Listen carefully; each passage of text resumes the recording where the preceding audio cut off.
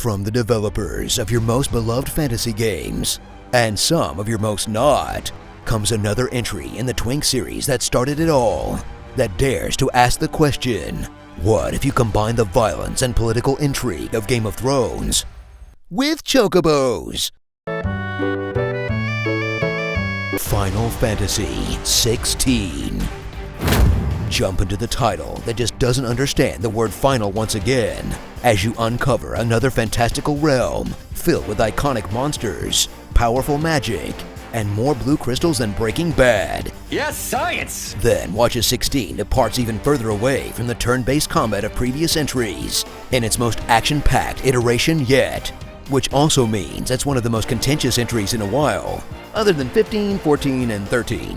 And 13-2, and 13 Lightning Returns. Oh, I'm starting to see a pattern here. Ultimately making it one of the best Devil May Cry games that you've ever played.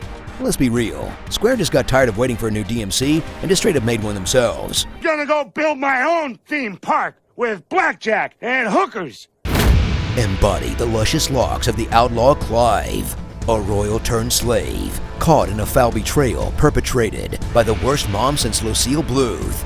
I don't care for Clive. Then watch as Clive fights for the freedom of the bearers, with the help of his archetypical friends and his dog, as you Scooby-Doo around an ever-changing landscape of political backstabbing, manipulation, and revenge, by using the subtle power of making everything explode, where he'll learn to harness the power of Icon Ifrit in order to take down the Mother Crystals that's giving everyone the equivalent of magical black lung, all in an attempt to stop the apocalypse perpetuated by a creepy-eyed nudist that no one else seems to think is that important except for you. Because it's just not an FF plot if the whole of existence isn't in danger because of a crystal-based economy and extremely shitty parents. Jeez, I thought Tidus had it rough. Jump into the vast landscapes of Valistia? And roam the 6 different nations, decimating the ecosystem as you run to the objective, occasionally taking a detour to pick up a shiny thing like a raccoon with debts to pay, or realizing you passed the marker for one of your numerous side quests that will have you killing things, collecting things, or playing an Uber Eats delivery man. A lot. Like a lot. Man, these people really love their soup. Good soup.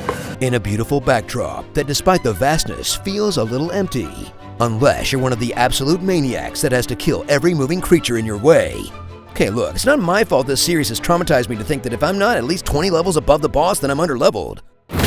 Charge into this title's most dramatic change, the combat, as you button mash your way to an easy victory, until you realize that you had all your cheat rings equipped, or don't.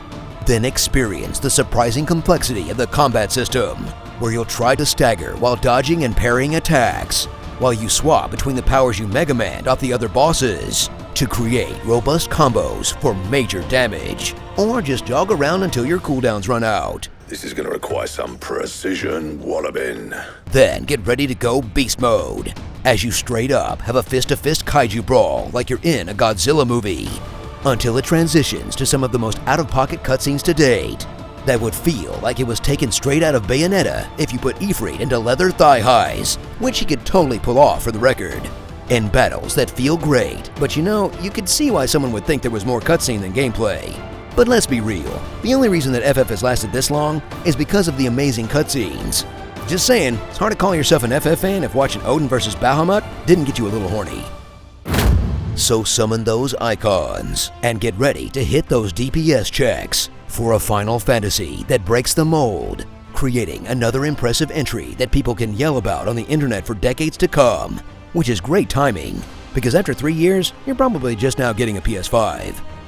Starring Final Fantasy Jon Snow, gives me Shivas, Paw Patrol, Sid Vicious, my boyfriend's boyfriend, She-Mid, Hodor, Order of the Phoenix, the Green Angry Bird, Rockbiter, Grey Poupon, a Horse Girl, and Mads Mikkelsen. Final May Fantasy. I have to say, this FF has one of the most iconic couples since Tidus and Yuna, or even Cloud and Tifa. Jill and Clive? What? No, Gav and Clive. Tell me they don't ooze pure sexual chemistry. There are definitely sparks flying, and it's not just the lightning rod, if you know what I mean. Comment below on what you want to hear in my epic voice, and check out these other epic gaming videos on GameSpot. History abhors a paradox.